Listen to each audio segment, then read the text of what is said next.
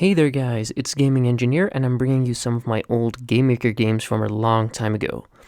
These games were uploaded to the old Yo-Yo Games website, obviously before it was shut down, and I wanted to do a video on it just for fun and see what you guys think of it. There will be a second part in which I show some really old stuff of mine that I never uploaded, so you should be thinking about 2007, 2008, like tons of projects of these. So stay tuned for that and I hope you'll enjoy the video. Alright, so this was the first game I ever uploaded to Yo-Yo Games. It's a very basic flight simulator that I was actually really proud of. I developed this game in like late 2008 or something, 2009, and well, you can see what it turned out to be. I was, I think, 10 or 11 years old at the time. In 2008, I was 10 years old. So this was the result. At first glance, this might sound strange right now, but I never actually thought I'd get this good at 3D games, period. I mean, with any engine. I mean, GameMaker was the only engine I'd ever used, and, well, yeah, it's something. It's something I'm still kind of proud of. I can still feel, the sensation that I had back then when I was really young, and, well...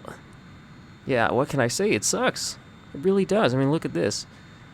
When you, quote-unquote, land, the camera will just flip underground and, well, you get this, the camera will just go absolutely bonkers and nothing is working quite well. But yeah, that was that game. Let's go on to the next one, I guess. Alright, so this game is called, what was it called again? I think I called it something like FPS Testing Grounds because that was all it was.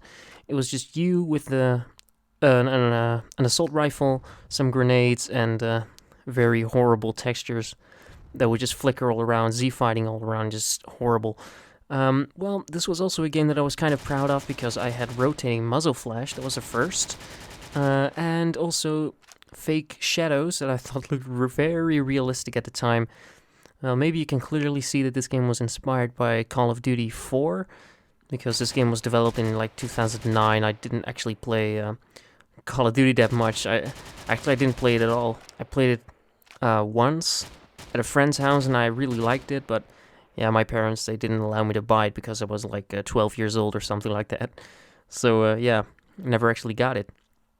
So this was basically all I could remember from what it looked like, and I thought it looked identical at the time, but looking back at it, it just looks absolutely terrible. But what is to be expected from a 13-year-old developer? So yeah, this it's beautiful. Let's go on to the next game. Alright, so here's a small little game called Iranian Warfare. It was probably the most useless game I'd ever made. It was a game in which you could just stand around and shoot. That was all you could do. You couldn't walk, you couldn't jump, you couldn't do anything, you couldn't move at all. The only thing you could do was shoot. You couldn't reload.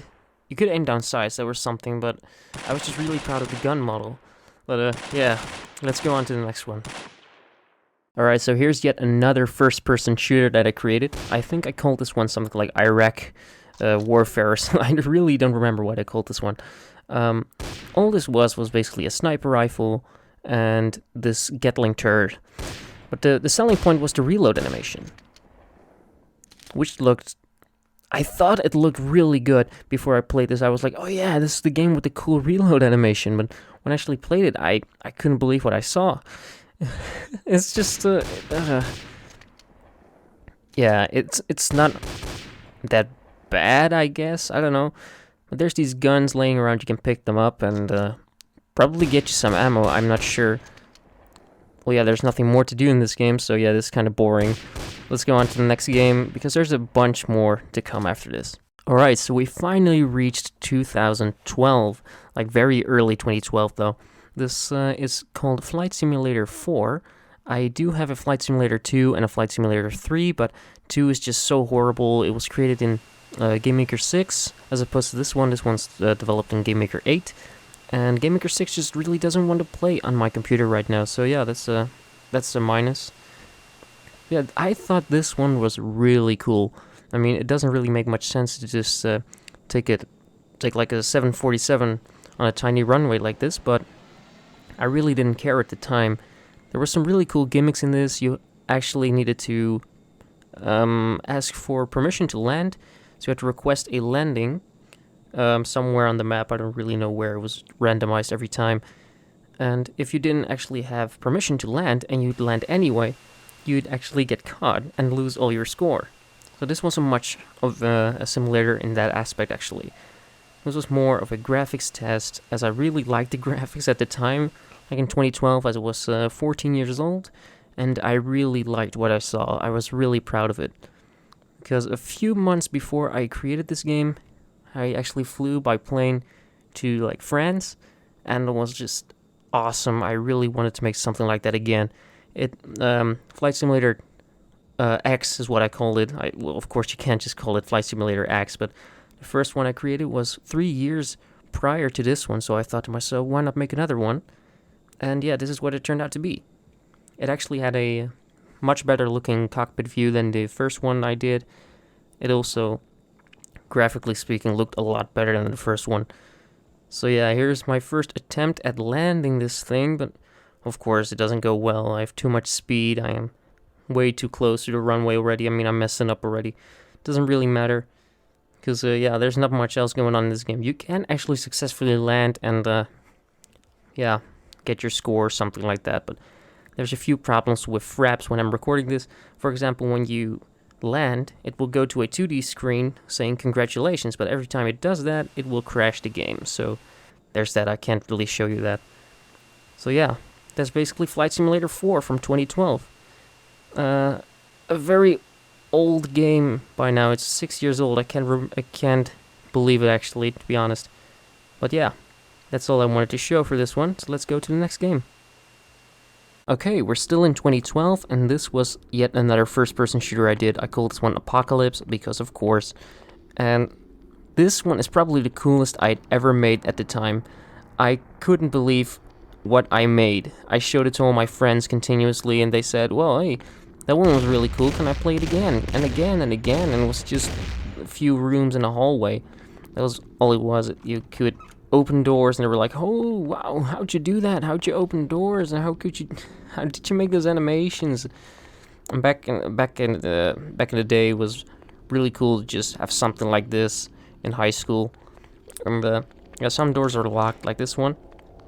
And yeah, I really don't know what else to say. There's no enemies in here. There's just a bunch of little effects on the ground. And, well, it's past 12. And a hand model. I was really proud of the model as well. I made it in Model Creator, and I've actually used Model Creator up until, like, a few months back. Until it just kept crashing on my PC. And so, yeah, this fragment is actually really short, so I'm gonna stop talking about this one. There isn't really much to it. It doesn't look half as good as I remember it doing back in the day, but yeah, that's just what happens, I guess. So let's go to the next game. Alright, we're still in 2012, and this was probably the last game I had ever uploaded in 2012 on Yo-Yo Games. This one was called Identify, and it was one of the first 2D games I'd ever uploaded. It was, the premise of this game was really simple. You'd just be in this nightclub, which is obviously ripped straight from GoldenEye on the Wii. Which is definitely where it came from, yeah, to be honest. But the premise of this game was that you had to look for a gangster in this nightclub, and he would be just somewhere standing in between the crowd. We're all dancing, my beautiful pixel art style. And if you found him, you'd have to take a picture of him. But he's really hard to find, because back in the day I had this 480i monitor, and it was really easy to see because this game was really large. But now on my 1080 monitor, it's really difficult to see, actually. But it was really fun seeing this game again. I'm also a musician in my spare time, and this was one of the first tracks I'd ever created. This is probably like my 5th track. And now I have like probably thousands, maybe even tens of thousands. It's possible. But yeah, that's Identify. Really difficult game now on larger monitors, but back in the day it was really cool. And I'm really glad it still exists.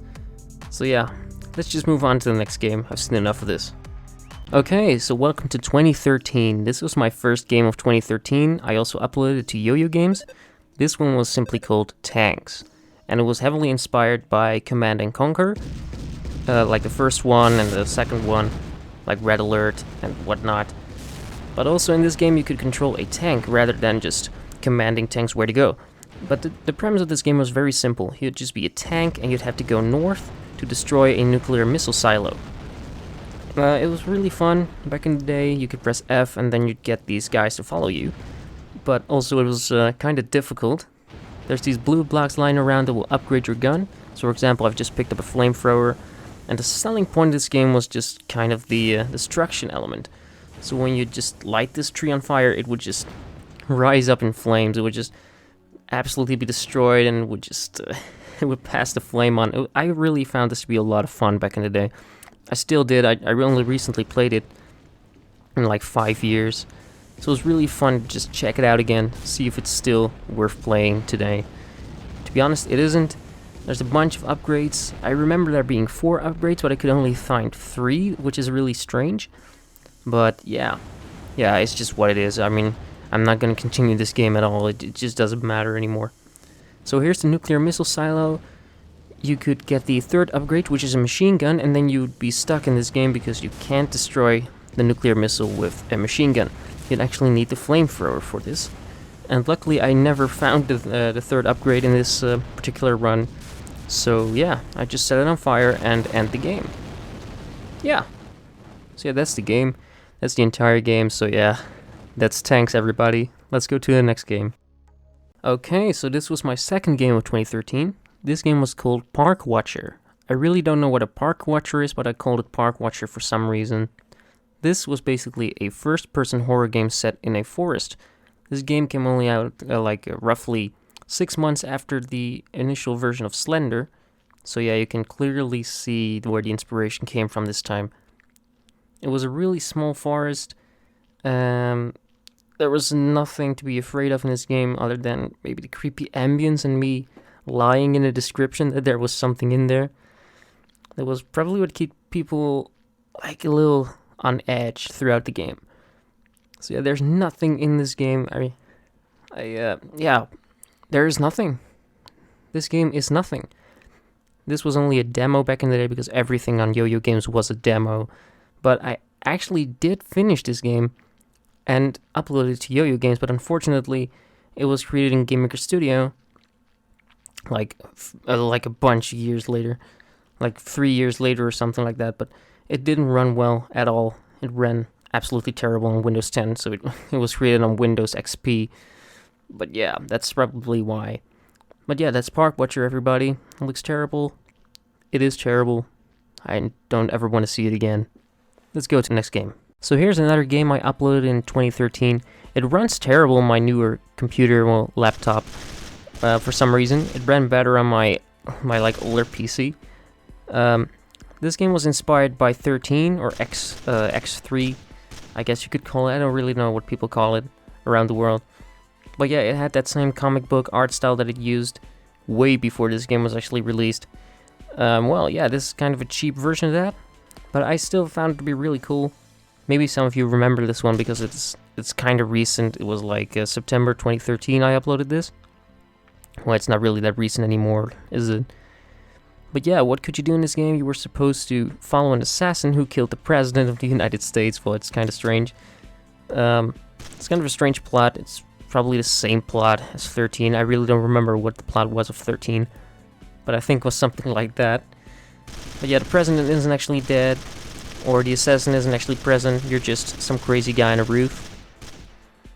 But one cool thing about this is that the finger actually moves on the trigger. That was a kind of a cool, neat little thing that I made. To be honest, I really liked that back in the day, and some people actually noticed it in the comments. So that was really cool. But yeah, it's not that good. It's just not that good. 15-year-old me made this, not me. I'm just not the same person anymore. Let's go to the next game.